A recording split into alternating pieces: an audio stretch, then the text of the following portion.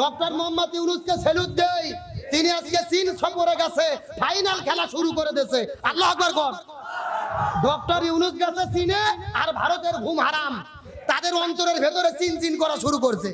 কথা কন না কে? তার কারণ স্বৈরাচার হাসিনা পালিয়ে যাওয়ার পরে ভারত কম ষড়যন্ত্র করেনি, ডোনাল্ড ট্রাম্পের কাছে পর্যন্ত গেছে, কোনো কাজ হয়নি। ডক্টর ইউনূস এমন খেলা দিয়েছে, ভারত উপকার। আজকে তামাম পৃথিবীর 27টা দেশের রাষ্ট্রদূত বাংলাদেশে আসছে ডক্টর মোহাম্মদ ইউনূসের সঙ্গে আলোচনা করবে বাংলাদেশকে কিভাবে উন্নতি করা যায়। সুবহানাল্লাহ কোন। ডক্টর মোহাম্মদ ইউনূস বাংলাদেশ চালাচ্ছে। এই বছর আমরা যে ভালো আবহাওয়া পেয়েছি, এত ভালো আবহাওয়া গত 16 বছর পাইনি। কথা বল না কে? গত 16 বছর আমরা দেখেছি মাগরিবের সময় কারেন্ট নাই, তারাবিতে কারেন্ট নাই, ইফতারে কারেন্ট নাই। এইবার কি কারেন্ট গেছে? এ সত্য কথা কোন, কারেন্ট গেছে? আর এই বছরের যে সুন্দর আবহাওয়া, আমাদের দ্রব্যমূল্যের দিকে লক্ষ্য করেন, বাজারের দিকে যান, দ্রব্যমূল্যের দাম কম না বেশি? কথা কন না কে? গত বছর মরিচ ছিল 700 টাকা কেজি, ওই মরিচ হলো 40 টাকা কেজি। গত বছর বেগুন ছিল 300 টাকা কেজি, ওই বেগুন হলো 50 টাকা কেজি। গত বছরে হাসিনা বলেছিল বেগুনি খাওয়ার দরকার নাই, মিষ্টি কুমড়াতে বেগুনি বানাও। কথা কন না কে?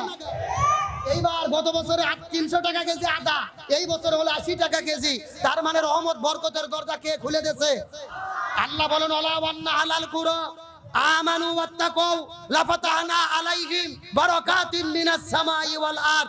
যদি কোন জনপদের মানুষেরা আল্লাহকে ভয় করে কোরআন অনুযায়ী জীবন যাপন করে, আল্লাহ আসমান জমিনের সমস্ত রহমতের বরকতের দরজা আল্লাহ খুলে দেয়। চিৎকার করে বলেন আল্লাহু আকবার। আমি আপনাদেরকে জিজ্ঞাসা করে বলেন তো দেখি, আমার নবী যদি রাষ্ট্রপতি থেকে থাকে, তাহলে আমাদেরকে হুজুরদেরকেও রাষ্ট্রপতি হওয়ার দরকার আছে না নাই?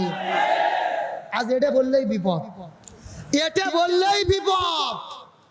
বলে হুজুর আপনি মসজিদের মধ্যে আজান দিবেন, সময় মতো নামাজ পড়াবেন, মানুষ মরে গেলে জানাজা পড়াবেন, 40-এর দিনে রুটি ভাজা খাবেন, আর 7 দিন পরে মিলাদ করে ভালো করে খাবেন, বিয়ের দিনে বিয়ে পড়াবেন। আপনি হুজুর রাষ্ট্রপতি হতে চান কেন? এ কথা কর না কে?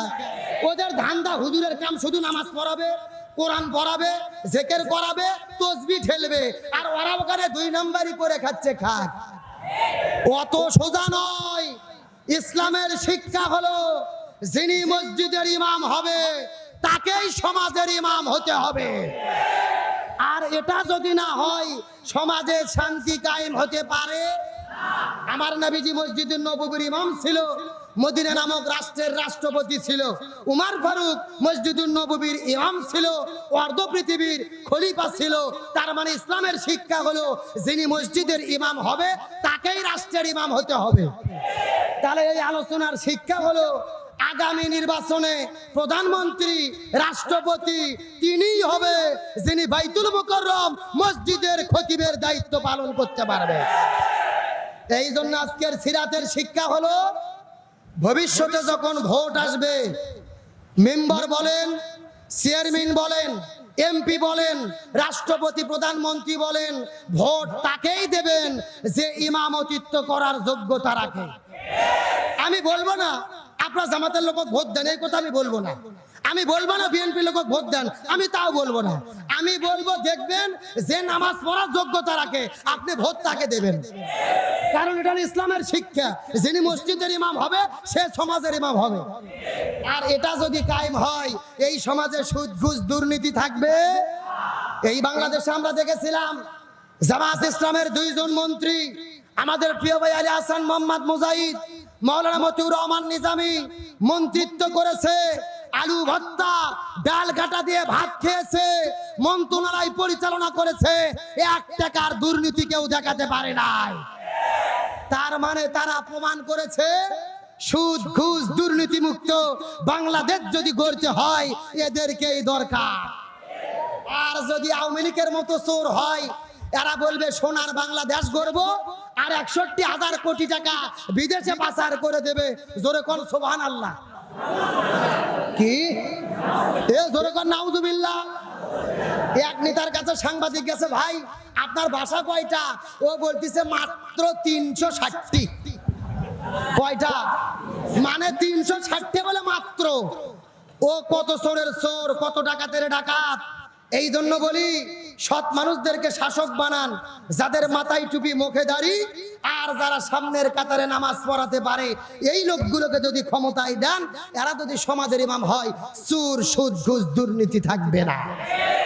আর রাসূলের আলোচনার শিক্ষা হলো যাকে তাকে নেতা বানা যাবে না, নেতা এমন ব্যক্তিকে বানাবেন। কোরআনের কথা হলো হাসরের ময়দানে কোনো মানুষ একা থাকবে না, প্রত্যেকটা মানুষের সামনে থাকবে তার নেতা।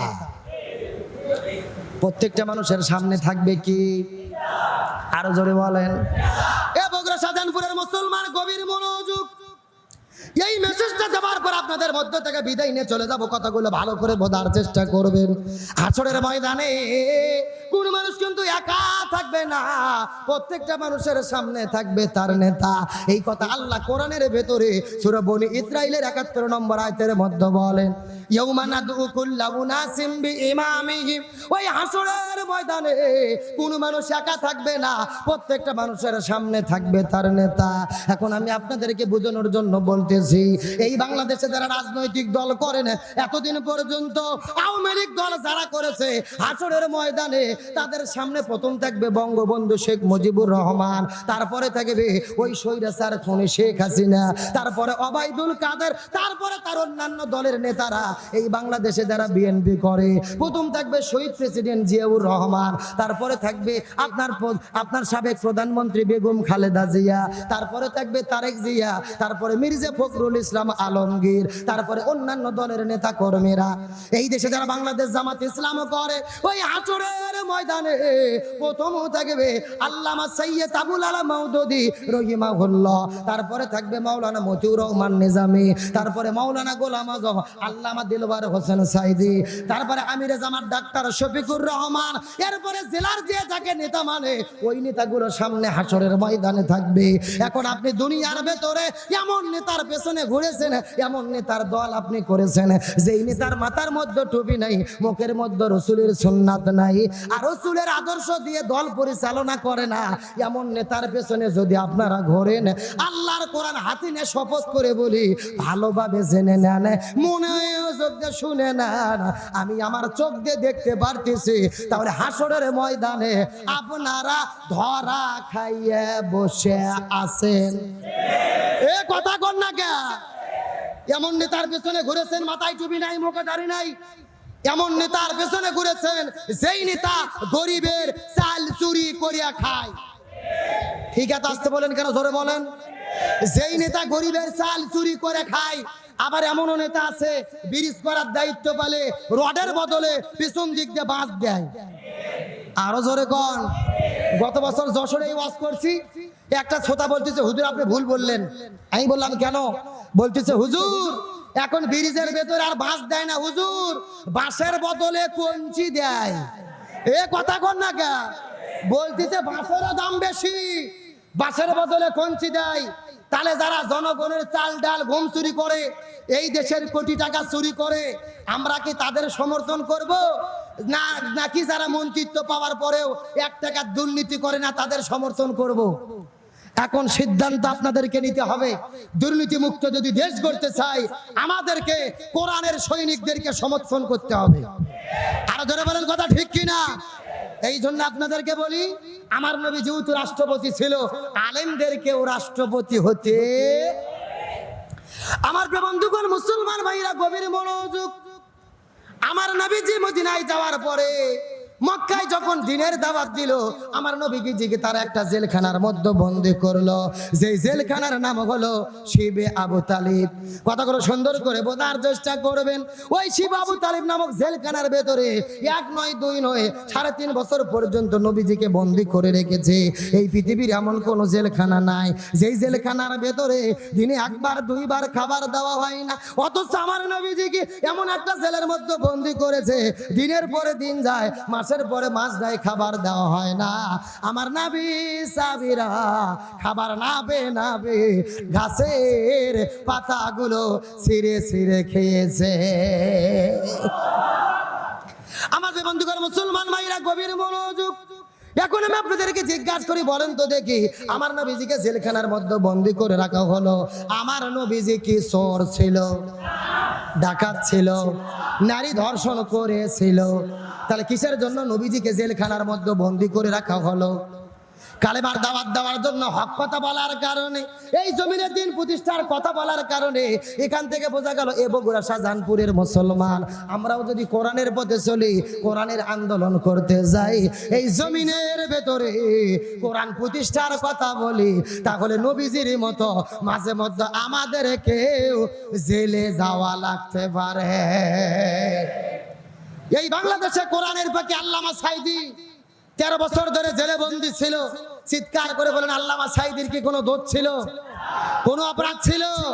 তার অপরাধ একটাই, তিনি জমিনের ভেতরে কোরআন প্রতিষ্ঠার কথা বলেছিল। এই বাংলাদেশে যারা মুনাফিকি করেছে, এদের কোনো অপরাধ নাই, এদের কোনো ভয় নেই। গত 3 দিন আগে দেখলাম একটা মসজিদের ভেতরে একটা হুজুর একটা মহিলাকে নিয়ে গিয়ে মসজিদের মেম্বারে বসে দিয়ে শত শত ছাত্রদের সামনে, আলেমদের সামনে তার হাতের ভেতরে সম্মানিত ক্রেস্ট, সম্মাননা ক্রেস্ট তুলে দিচ্ছে। জোরে বলেন সুবহানাল্লাহ। কি এ জোরে কর নাউজুবিল্লাহ। তাহলে চিন্তা করে দেখেন, মসজিদের ভেতরে, মসজিদের মেম্বারের মধ্যে বসে দিয়ে মহিলাদের হাতে যেই হুজুররা ক্রেস্ট তুলে দেয়, নিঃসন্দেহে এগুলো মুনাফিক মার্কা হুজুর ছাড়া কিছু হতে পারে না। এগুলো হলো তেল টানা হুজুর, এগুলো হলো তেল মারা হুজুর। এই বাংলাদেশে আমরা দেখেছিলাম ওই শেখ হাসিনাকে বসে রেখে এক হুজুর ফতোয়া দিয়েছিল, মাননীয় প্রধানমন্ত্রী আপনি জান্নাতি মানুষ। শুনছেন কি শোনেন নাই? কেরে বাটপার, তুই তো জান্নাত পাওয়ার গ্যারান্টি নাই, আর একজনের জান্নাতের গ্যারান্টি। আর এক হুজুর ওই শাপলা চত্বরে হাজারো ছাত্রদের যারা গুলি করে শহীদ করলো, ওই গণহত্যার মহানায়িকা শেখ হাসিনাকে বসে রেখে বলেছিল, মাননীয় প্রধানমন্ত্রী আপনি কওমি জননী। নাউজুবিল্লাহ। যারা শেখ হাসিনাকে জান্নাতে বলেছে, কওমি জননী বলেছে, নিঃসন্দেহে এরা হলো মুনাফিক মার্কা হুজুর। আর এই মুনাফিকদের কোনো ক্ষমা নাই, এদেরকেও জবাবদিহি তার আওতায় আনা দরকার। আর যারা মহিলাদেরকে রাসূলের মেম্বারের মধ্যে বসে দেয়, নিঃসন্দেহে এগুলো কিয়ামতের আলামত ছাড়া কিছু হতে পারে না। যেরকম কথা ঠিক কিনা? সবার সঙ্গে আপোষ হলেও মুনাফিকের সঙ্গে কোনো আপোষ। তার কারণ রাসূল বলেছে, কাফেরেরা ইসলামের বেশি ক্ষতি করে না, ইসলামের বেশি ক্ষতি হয় মুনাফিকদের মাধ্যমে। আমার প্রিয় বন্ধুগণ, মুসলমান ভাইরা গভীর মনোযোগ। তার মানে নবীজি যদি জেলখানার মধ্যে বন্দী হয়, আমাদেরকেও জেলখানায় মাঝে মধ্যে যাওয়া লাগতে। আর শেষ কথা হলো, আমার নবীজি মদিনার ভেতরে জিয়াদ করতে গিয়ে 1 নয় 2 নয় 27টা জিয়াদের নেতৃত্ব দিয়েছে। জোরে বলেন কয়টা? 27টা জিয়াদের নেতৃত্ব দিয়েছে। এখন আমি আপনাদেরকে জিজ্ঞাসা করি, বলেন তো দেখি, নবী যদি জিয়াদের নেতৃত্ব দেয়, আমাদেরও জিয়াদের নেতৃত্ব দেওয়ার দরকার আছে না নাই? এ কোন আছে না নাই? এখন আমার নবী 10 বছরে 27টা জিহাদ করলো।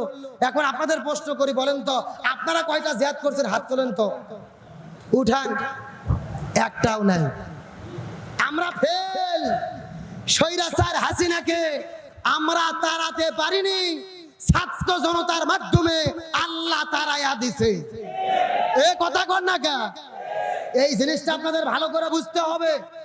আজকে ইসলামের গণজোয়ার সিরাত মাহফিলে সরোয়ার্দী উদ্যানের ভেতরে যখন আলেমেরা আলোচনা শুরু করেছে, সময় টিভি 71 টিভির ভেতরে সরাসরি লাইভ সম্প্রচার শুরু করেছে। আলহামদুলিল্লাহ বলেন। যেই সময় টিভি, যেই 71 টিভি এতদিন পর্যন্ত হুজুরদেরকে বলেছে রাজাকার, হুজুরদেরকে বলেছে ধর্ষক, আজকে তারাই আলেমদের আলোচনা লাইভ করতেছে। তার মানে বোঝা যায় এটা হলো সময়ের পরিবর্তন। আল্লাহ যখন বাতাসের পরিবর্তন করে দেয়, সবাই পরিবর্তন হতে বাধ্য হয়। এগুলো হলো আল্লাহর সাহায্য, এগুলো হলো আল্লাহর কৃপা। নমরুদ বিদায় নেওয়ার একদিন আগেও জানতো না মশার কামড় খেয়ে বিদায় নিতে হবে। ফেরাউন বিদায় নেওয়ার 1 ঘন্টা আগেও জানতো না পানিতে চুবনি খেয়ে বিদায় নিতে হবে। আবু জেল মৃত্যুর 1 ঘন্টা আগেও জানতো না মাছ এবং মাছের দ্বারা ছোট বাচ্চার আঘাত খেয়ে বিদায় নিতে হবে। আর বাংলাদেশের স্বৈরাচার হাসিনাও জানতো না ছোট বাচ্চাদের মাধ্যমে ধাওয়া খাইয়া বিদায় নিতে হবে। সুতরাং এগুলো আল্লাহর ফয়সালা। আল্লাহ যেহেতু বিজয় দিয়েছে, আজকের আলোচনার শিক্ষা হলো রসুলের সিরাত নেব, কোরআন দিয়ে দেশ চলবে। এই কোরআনের দেশ চালানোর জন্য, এই জমিনে দিন কায়েমের জন্য, সংসদে কোরআন প্রতিষ্ঠার জন্য প্রয়োজনে ঘর বাড়ি ছাড়বো, নবীজির তরিকায় জিহাদের ময়দানে ঝাঁপিয়ে পড়বে, দিন বিজয়ের জন্য জীবন দেব। তারপরেও এই বাংলাদেশে কোরআন প্রতিষ্ঠা না হওয়া পর্যন্ত আমরা ঘরে ফিরে যাব।